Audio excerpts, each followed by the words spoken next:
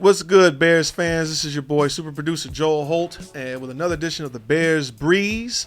And we got in the studio, we got my man Drew in the building. What's happening, Drew? Yeah, man.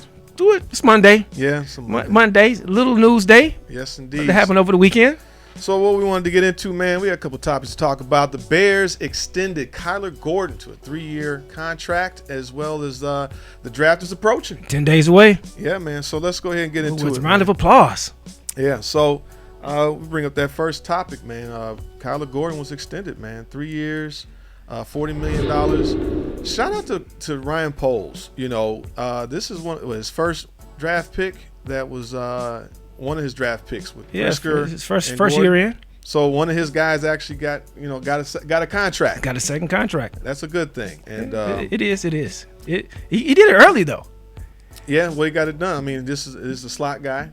But it was interesting to see how with Dennis Allen was raving, had commended Kyler Gordon when he first got here. So it's good to see we have plans to use a lot of our secondary, in terms of that defense. And so I'm glad to see that. It's good to see one, we draft well, finally, and then you could extend some guys. So shout out to King Poles for getting it done. Yeah. After many years of subpar drafts, we finally got a guy early enough, got some talent, was able to get the second contract. Signed him early, which means he showed enough promise to say he's going to be even better in the future. So definitely a good sign of King Poles. Salute to you.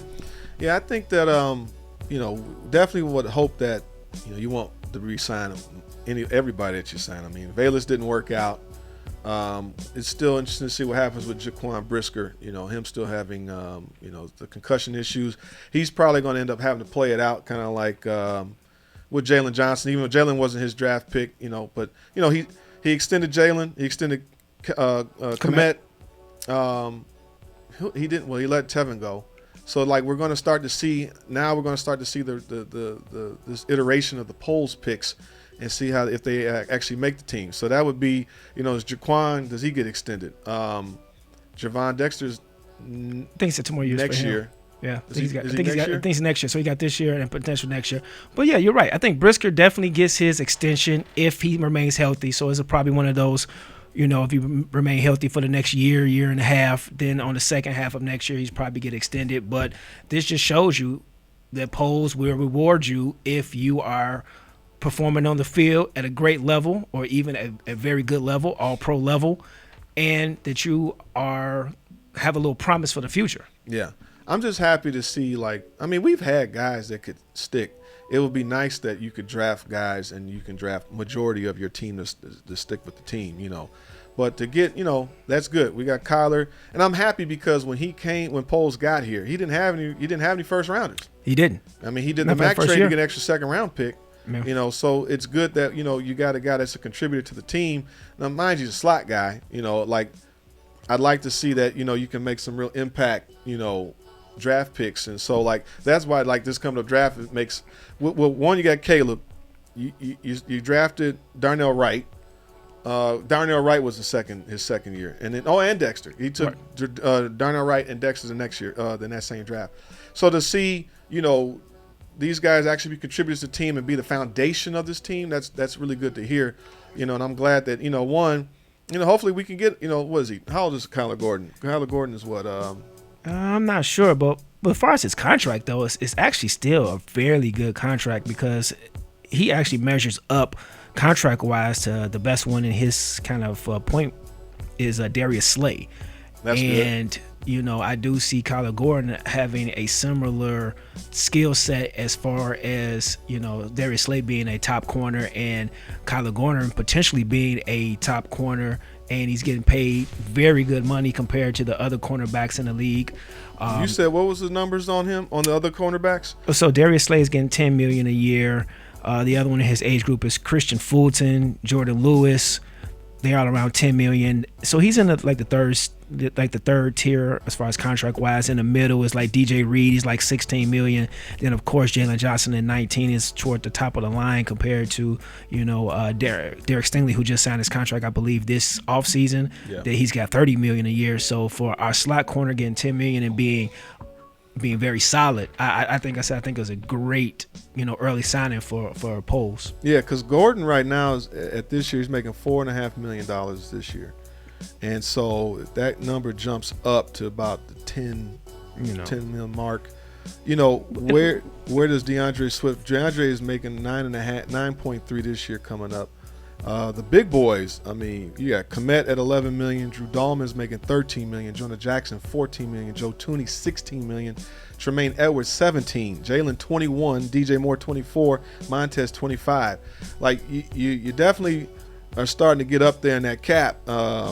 Right now you got $9 million in cap space this year. You are, but the cap goes up every year, and plus what you signed him early on, the slot corner numbers have been going up each year because more teams are going to the 3 wide receiver sets and put a lot of people in motion, and so therefore you got to have a solid slot corner to defend these new offenses. At that price. At this price point early on, we're getting up in the cap, as far as the number, but it was a necessary, and with the cap going up each year, you're still going to be able to.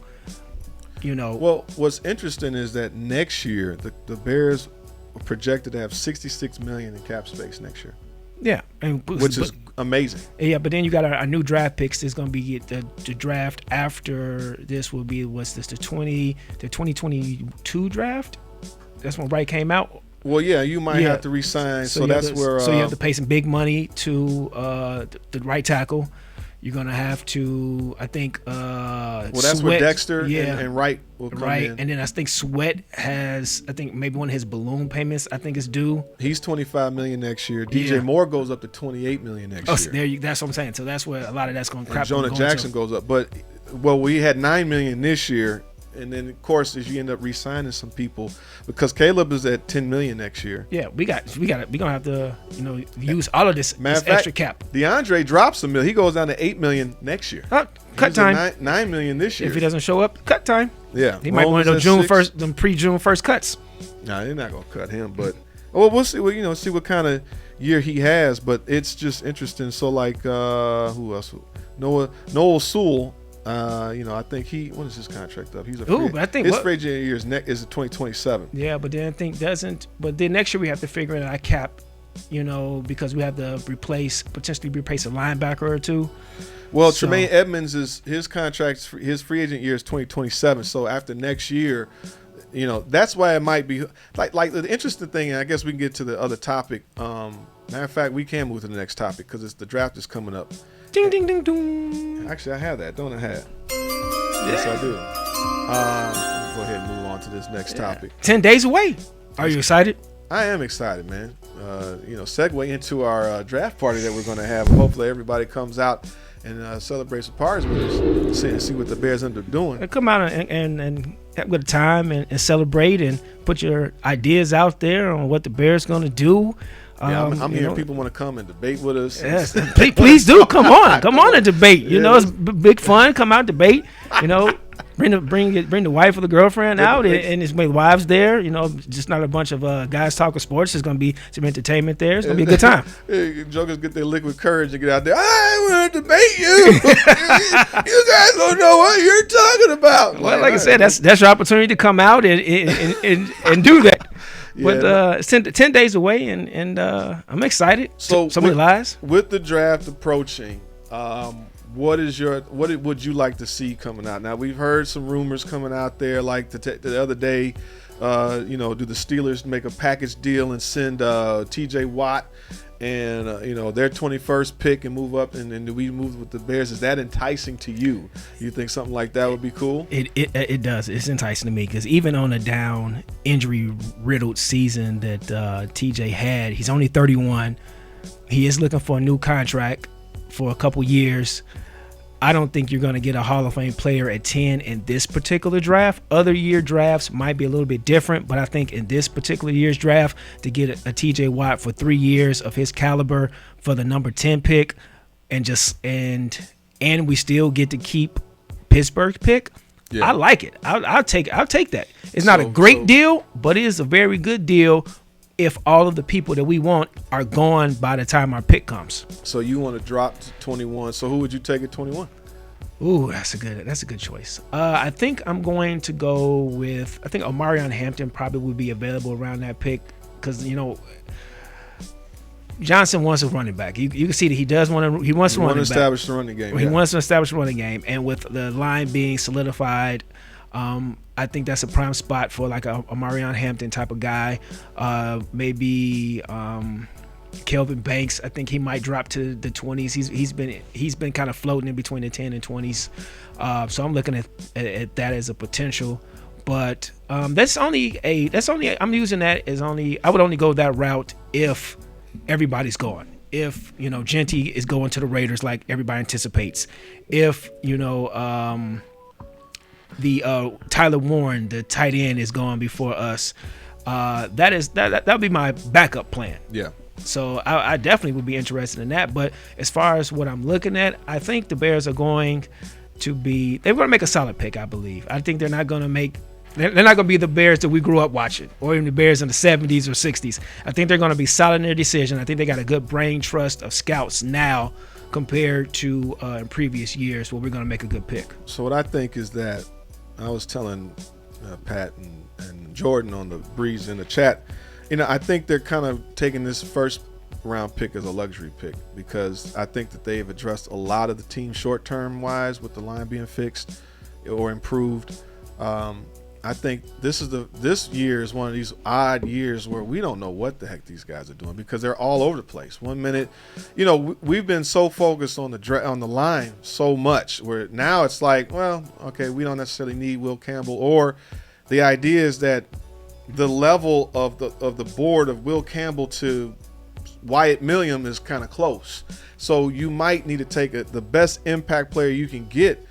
Now, my only thing is I don't want to sacrifice the later rounds of our draft to build the depth because Tooney's 32, 33. If we go and make this trade for TJ Watt, right now he's 30 years old. He'll be 31 going into the season. He played 17 games last year. He had 12 sacks, 61 tackles, like you said earlier. And he had 11 and a half sacks. That's 19 double. The year before. Right, that's 23 in 2021. That's double. That's double our best. That's double more sacks, double than we've had anybody on our line the last few years since Mac had that double-digit year. So I just think that it's an attractive win now piece, but I don't want to end up sacrificing. Well, the thing is like this: if you don't have to give up next year's first. Because let's just say they actually are competing and winning, get 11, 12 wins next year.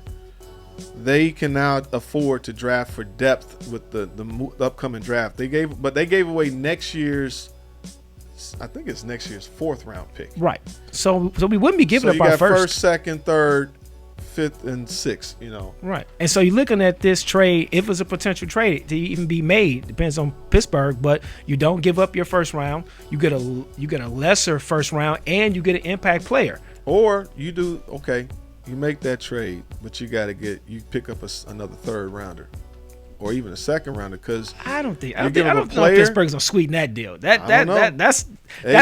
might get them back for them trying to screw us and not give us a 4th round pick for Justin Fields. Oh yeah, that still hurts a little bit. Because they probably didn't put him back in so they can keep that pick as a trading. And that cost, and it probably cost. Well, Fields just probably wasn't that great because that's why they ended up not re-signing him, let him go. They said they gave him an offer, but he didn't like that offer, and he left and got the money in New York. Good for him. But we still do have a good rapport with Pittsburgh because Justin Fields trade, even though it didn't work for us, to Chase Claypool trade.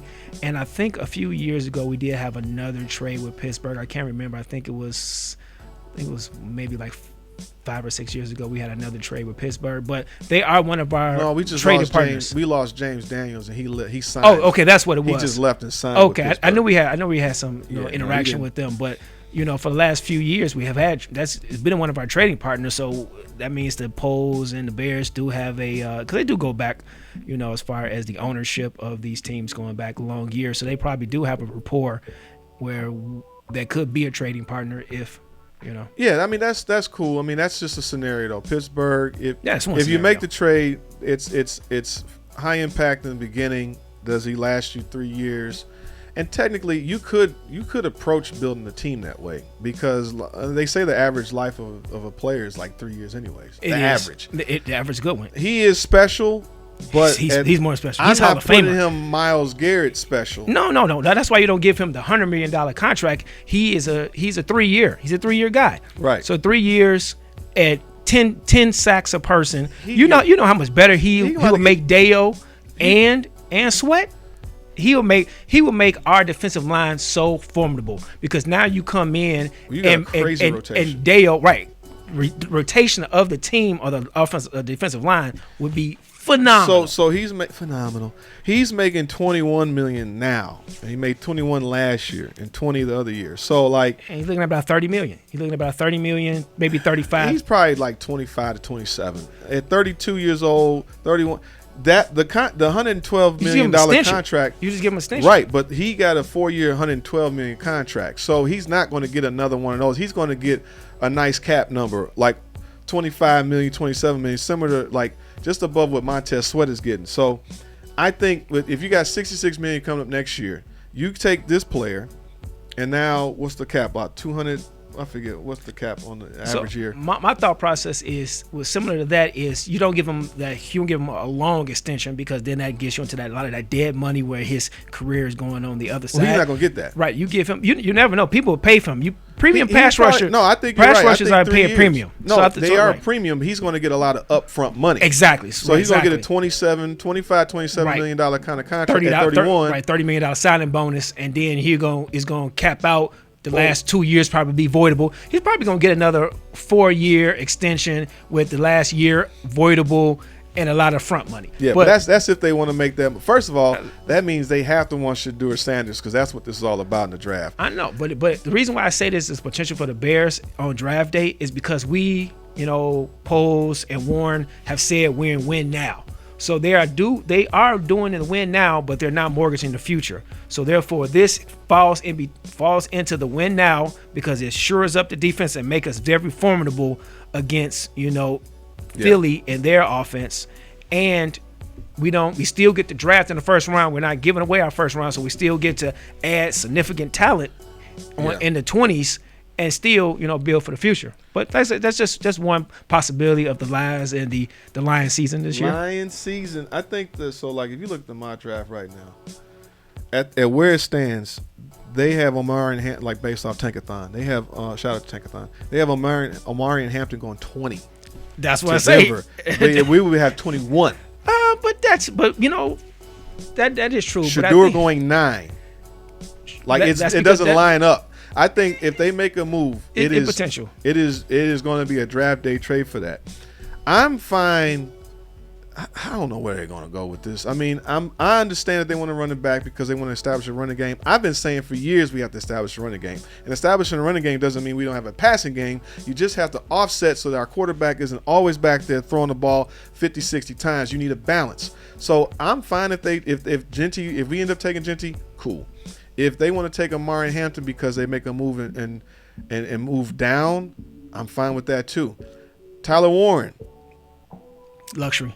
That's a luxury pick, but then again, it's another receiver. It's a safety valve because now you're looking at it kind of like a Mahomes Kelsey situation. It could be a Rivers and the dual catching tight end reminds me of the Patriots system when they had Aaron Hernandez and Gronk. Yeah. So that's why I say that one. If you do Tyler, that's why I say that is it could work. It's benefiting the offense, works. And then it also adds extra blockers on the line to establish a run game, like you said. And as long as they get another tackle in the second round or third round.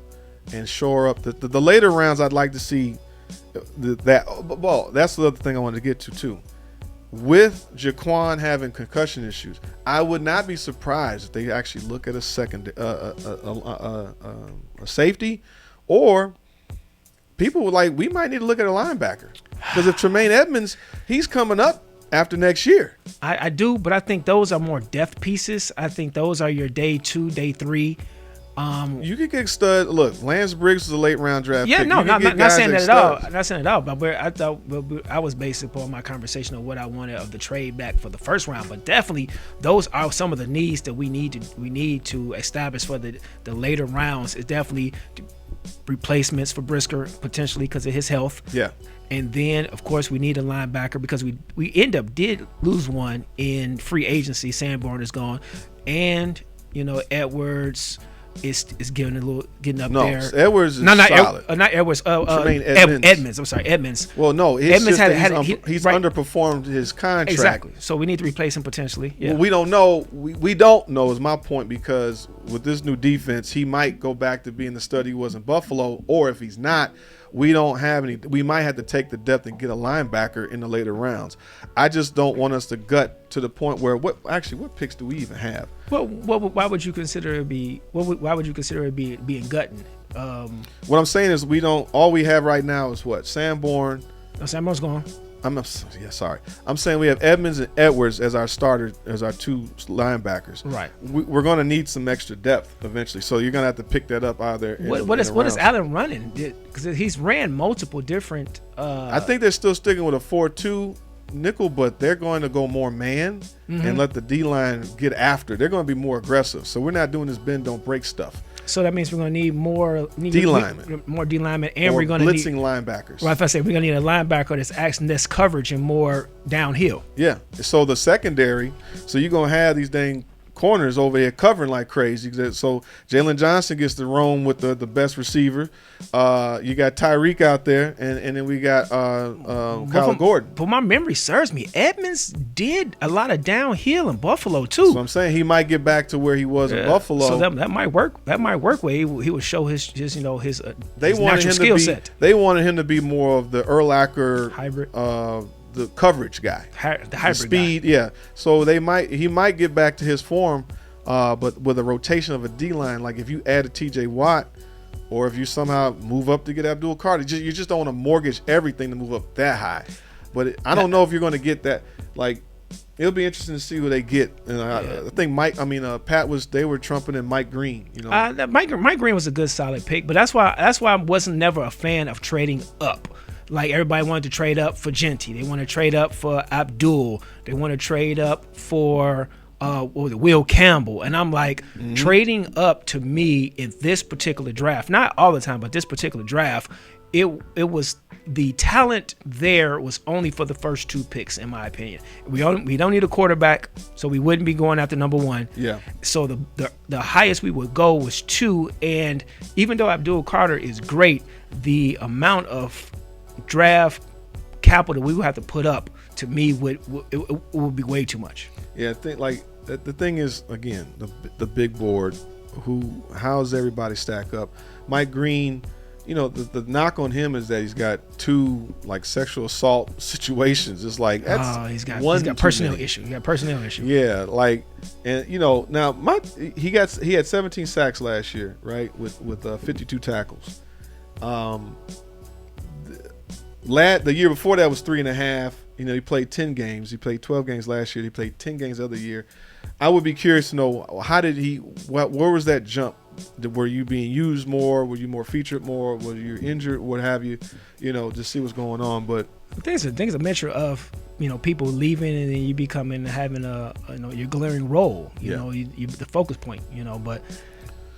But I think it's going to be very interesting to see what they do. I can't wait. I feel like there's going to be some movement. I don't know if they're standing pat at 10. I mean, Poles has done it before. He's definitely moved. Give me the tingling on the soundboard, because I'm getting tingly. Coming up. So yeah, Bears fans, come hang out with us with the Breeze crew at the Ultimate Gaming Experience. We're going to be there for the first day of the draft. First day of the draft.